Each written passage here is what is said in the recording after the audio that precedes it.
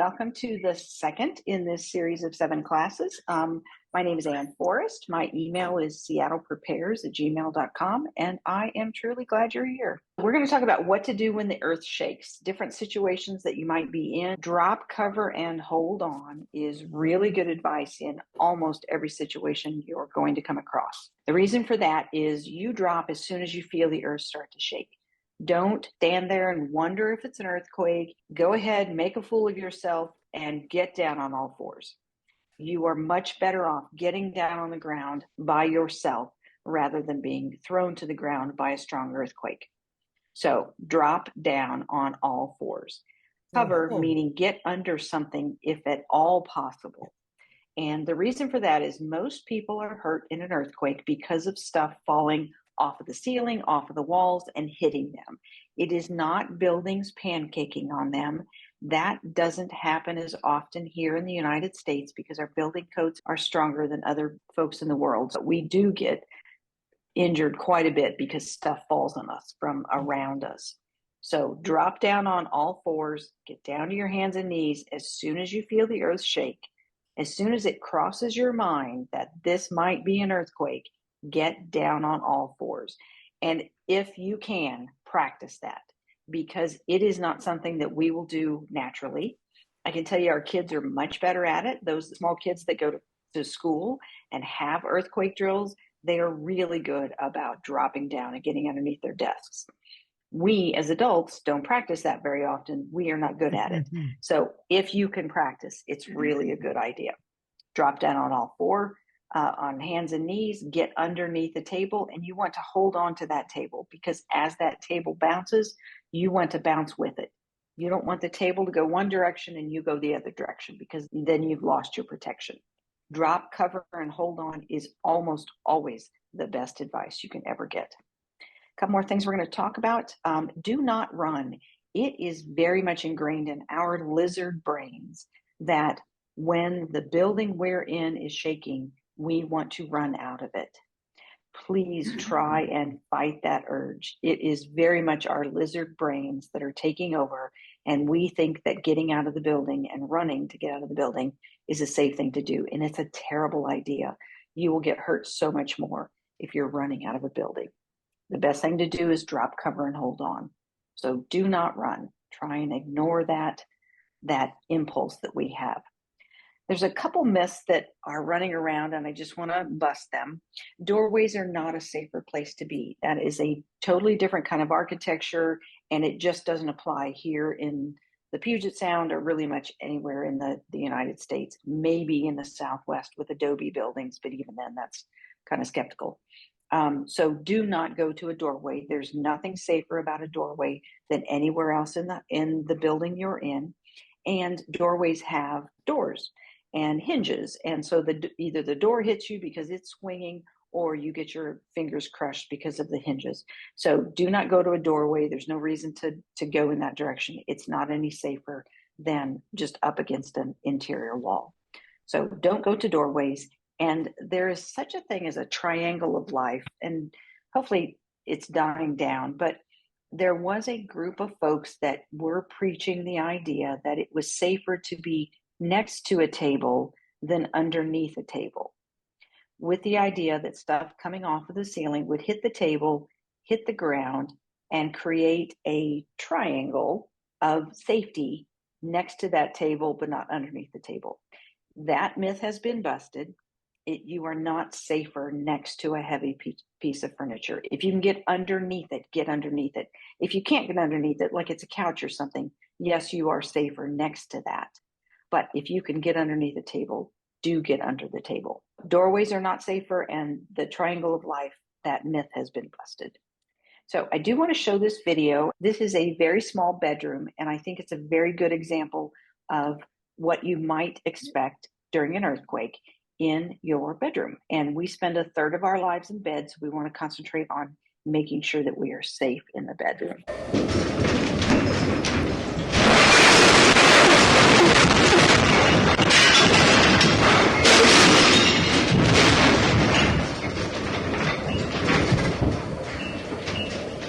We spend a third of of our lives in bed, let's make sure that we are safe in bed, because the last thing you want to do is be woken up because something came crashing down and cut a big gash in your head.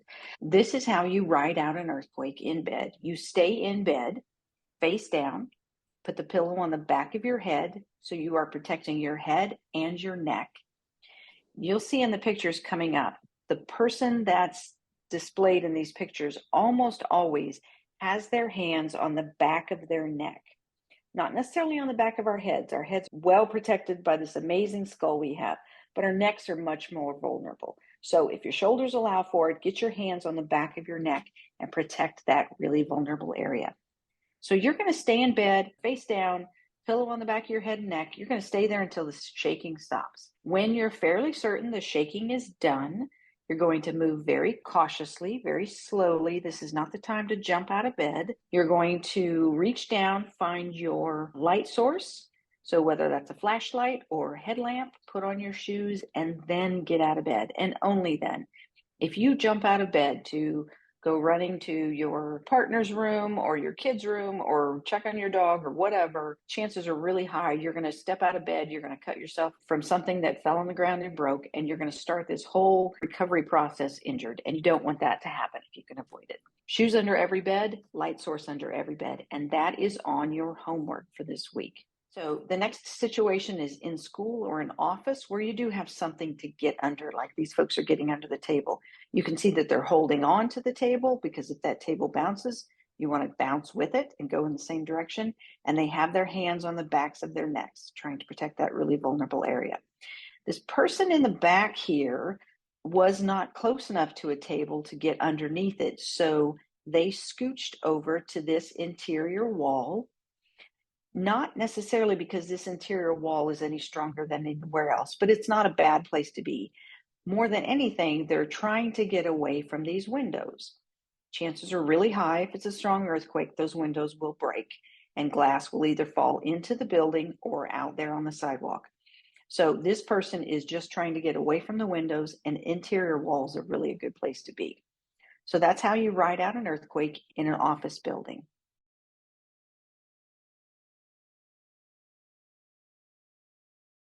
Try and get under furniture if you can. If there's any kind of table kind of situation you can get under, that'd be great. So if there is no table or desk, crawl to an interior wall or next to low-lying furniture. Crouch down as low as you can. You want other things to be taller than you. Protect the back of your neck. This gentleman would have trouble getting down on all fours. So they are leaning over, trying to get their back lower than the back of that chair. That's his only goal, is to make sure that if something's falling off the ceiling, it's going to hit the chair first and it's going to break the fall before it hits them. Just stay like that until shaking stops. The next spot, kind of like that antique store somebody just asked about, not a lot of places to protect yourself in an aisle like this. Just get up next to one of those shelving units. That might be a little bit safer than in the middle where you can get hit by both sides. Again, in a grocery store, but just a little bit different view.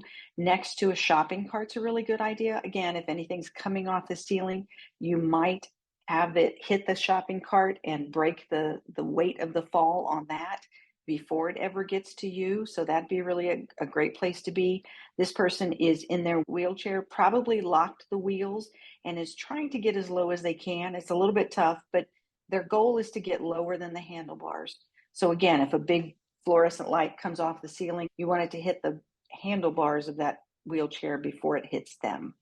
And then I think this picture right here in the front right corner is a really good one. An adult with a small child. And so they are protecting their neck with one hand and holding on to the child with the other. So they are, if anything comes off the ceiling again, it's going to hit the adult before it lands and hits the child. In a theater, you want to get as low as you can. Again, you're just trying to get lower than the furniture. Hands on the back of the neck to protect that. Stay there until the shaking stops.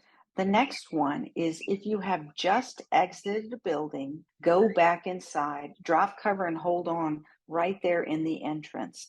Even if the building is nice and stable, there's still going to be stuff on the outside of that building that's going to crack and fall down and hit the sidewalk right outside the building.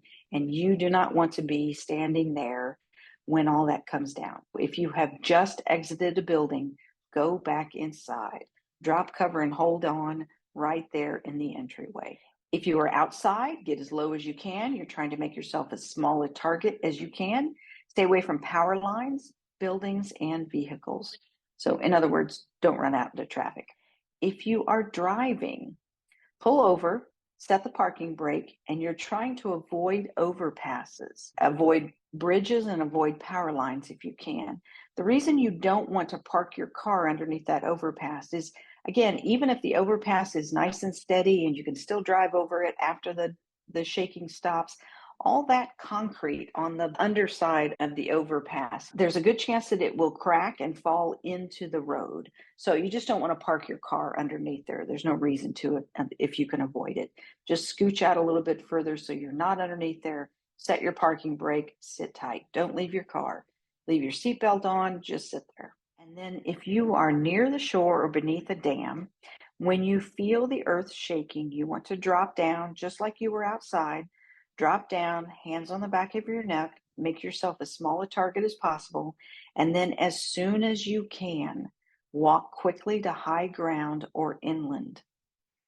And that's to get away from the tsunami. So as soon as you can, get up and hightail it out of there. Get to high ground. Signs that a tsunami is coming is the ground shakes, so the earthquake is close enough that you can actually feel it, or the water recedes below the low tide level.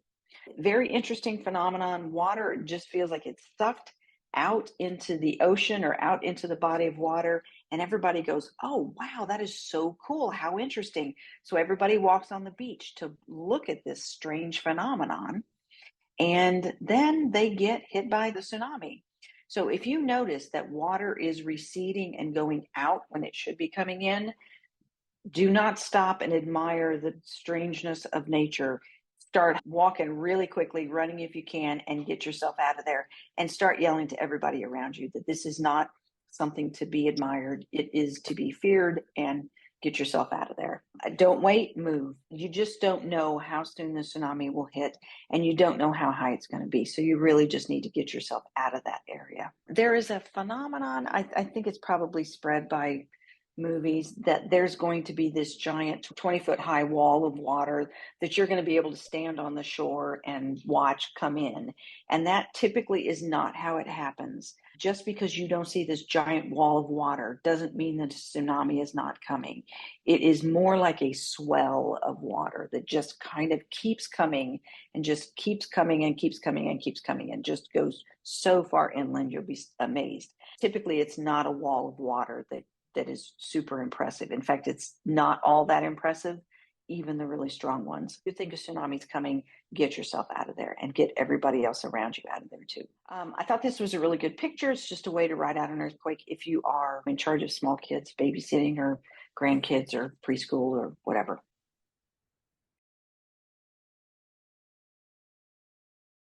Instead of four legs, there's like one center leg, and then there's marble sitting on top of it. It doesn't sound like a bad place to be. It would be a shame if it tipped over, but still it's going to provide more protection than you not being under that table. My guess is if you are in a stairwell, I would sit tight. I would hang on to something so that you don't go bouncing down the stairs, and I would wait for the shaking to stop. Hand on the back of your neck, trying to protect that area, and just sit tight. Once the shaking stops, you want to get down to the bottom floor.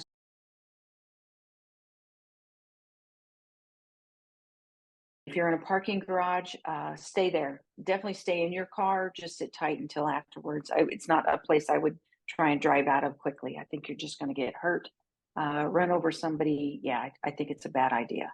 Just sit tight until the shaking is over with, and then kind of reassess. So I'm going to go to our second topic for the night. Technology might be useful in an emergency, and honestly, it's getting more and more useful all the time. We used to tell people cell phone lines are going to be overwhelmed and all that, but it is getting more and more useful. So it's one of the reasons I kind of like talking about it. Hopefully you did your homework from last week, signed up for Alert Seattle, Alert King County, and Smart 911. So that's just a reminder. If you haven't done it, please do it. There are alerting apps out there that are really good. They do require a cell phone signal or Wi-Fi. If everything is down right after an earthquake, these are not going to help because they need to have that connectivity to give you the information they're trying to give you. First one is FEMA. Once I go through some of these apps, I'm going to show you a way to download them. But FEMA has an app that tells you a lot about weather right where you are. It doesn't tell you about weather on the East Coast. It tells you about weather in the Puget Sound because that's where you are, because you have let it know that's where I currently am. Now, if you go to Hawaii, it will start telling you information about weather and shelters and emergencies in Hawaii because it senses where you are. That's why you have to have the cell phone signal. So FEMA has a good one. The American Red Cross has a good one.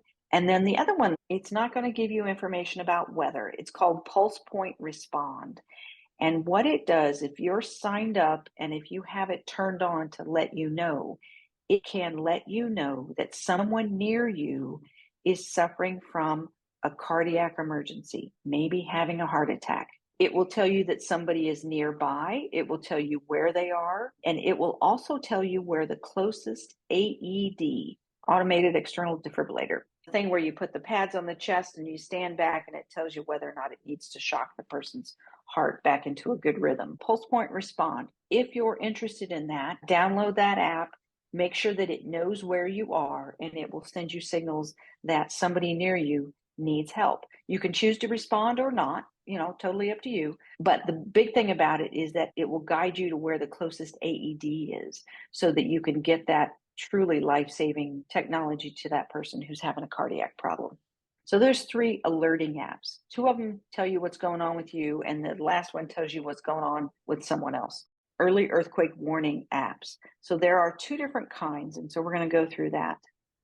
They do require a cell phone signal or Wi-Fi. They don't work if everything's down because they are using cell towers and all that kind of stuff to send signals. The reason this technology even works is because of how earthquakes act. If there's an earthquake, the first waves that are sent out are called P waves, and they're kind of like sound waves.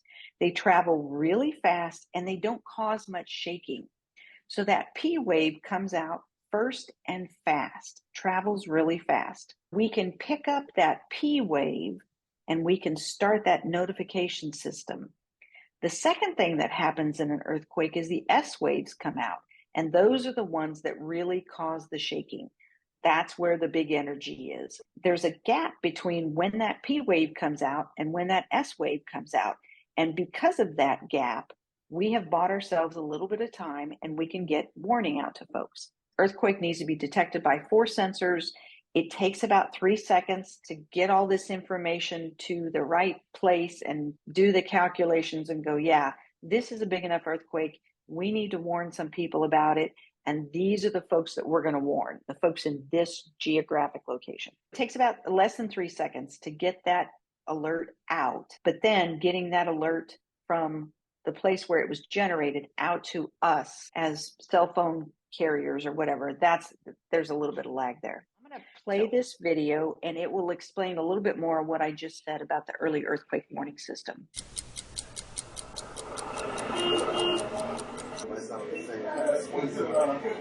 Don't let yourself be convinced to do something that you know is bad, and then even finally just share with them.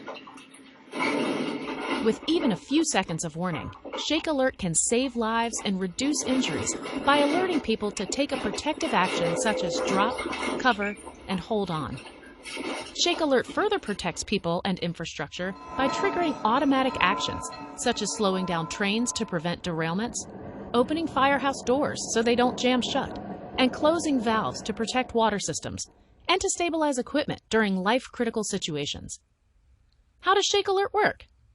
When an earthquake occurs, seismic waves carry energy in all directions away from the epicenter. P waves, similar to sound waves, move quickly through the ground, followed by the slower and generally more damaging S waves and surface waves. Sensors detect the seismic waves and send that information to a Shake Alert processing center, which requires that at least 4 sensors detect the earthquake. If the earthquake fits the right profile, the USGS issues a Shake Alert message. Distribution partners then produce and deliver an alert to people and trigger automated systems. Alert delivery can be before, during, or after shaking from S waves and surface waves. Alerts can be delivered to people through apps designed for cell phones and other wireless devices, over public address systems, TVs and radios, and by FEMA's Wireless Emergency Alert System, WEA, which is also the source of Amber Alerts. For every earthquake, there is a region near the epicenter where alerts will not arrive before shaking begins. That's because close to the epicenter, the P and S waves are too close together, and the shake alert system needs time, often just seconds, to estimate the earthquake's magnitude and shaking levels before issuing a shake alert message. That means that people close to the earthquake epicenter might not get an alert until after the shaking has already started. Those farther away from the epicenter could receive more warning time before shaking arrives. Magnitude triggers the alert. I'm not sure. I don't know how they have it set. So how the alert gets to us, there are two different systems. The first one is Shake Alert. Like the video said, it's through the Wireless Emergency Alert System, very similar to Amber Alerts. It's the same noise. If you've ever had an Amber Alert come over your phone, it's that same really piercing kind of sound. Sounds just like an Amber Alert, but what shows up on your screen will be different, obviously. I'm going to encourage you to enable wireless emergency alerts on your phone, and I'll give you guidance on how to do that depending on what kind of phone you have. The wireless emergency alert, kind of everybody has it. The MyShake app it's not new, it's been around for a while, but it is, to my knowledge, the only commercial app that's available to us in the Puget Sound area. Shake Alert and then MyShake.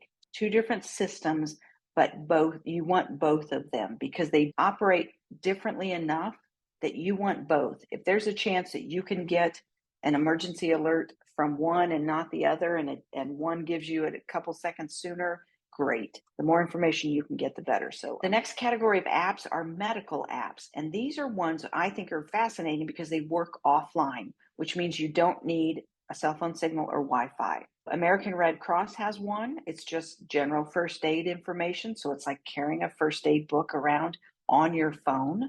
It will work even if all the cell phone towers are down. Red Cross also has a pet first aid app. Again, if you've got pets in your lives, fabulous to have on your phone. It's like carrying a book around with you.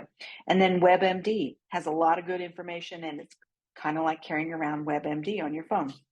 This next list is just miscellaneous apps.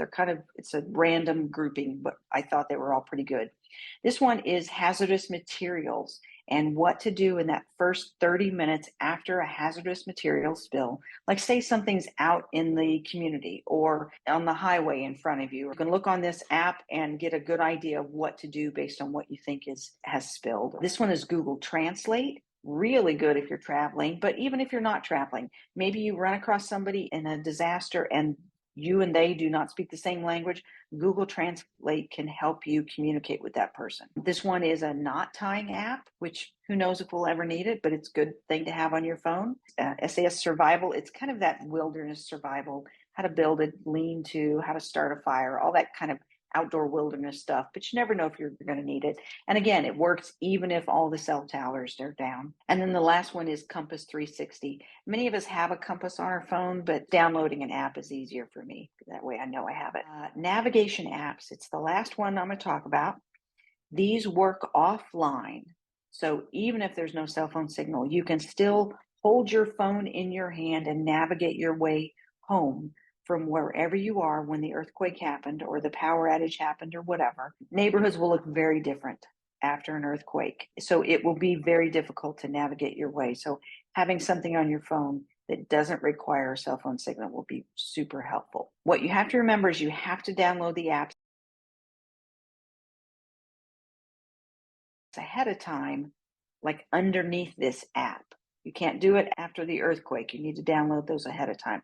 So you just want to download any place that you travel a lot, like the Puget Sound area. The two I'm going to recommend is OSM and, strange name, but it's open source mapping or open source maps. And then the other one is Google Maps. Both of them have the ability to work offline if you have downloaded those maps ahead of time. If you were computer savvy, smartphone savvy, pretend this is a QR code. It is a QR code. This will take you to a program called Linktree, and all of the apps I just talked about, you can get to from that. So once you have all these apps downloaded, my suggestion is to put them all in a folder. Picture of mine, it's called Emergency, and I just shoved them all together so that they're not cluttering up my phone. Next week, we're going to talk about water, and we're going to talk about power outages. It's Wednesday, January 24th at 7 o'clock. Now I'm going to go back to Linktree. I will just stay on the phone and see if I can help. Shake Alert it's not an app you download. I probably said that and I shouldn't have. It's a function of your phone. You just have to turn it on. It is similar to turning on Amber Alerts. You can either turn Amber Alerts on or you can turn them off. It's the same thing with this Shake Alert. So you have to go into your phone and turn them on. Have your camera focus on that square, and you should see, on my phone it's yellow, a yellow button at the bottom of that says Linktree. And then you just go down through all these different apps and you can download them. Another option you have is in the handout. Most of the apps I have linked on the handout.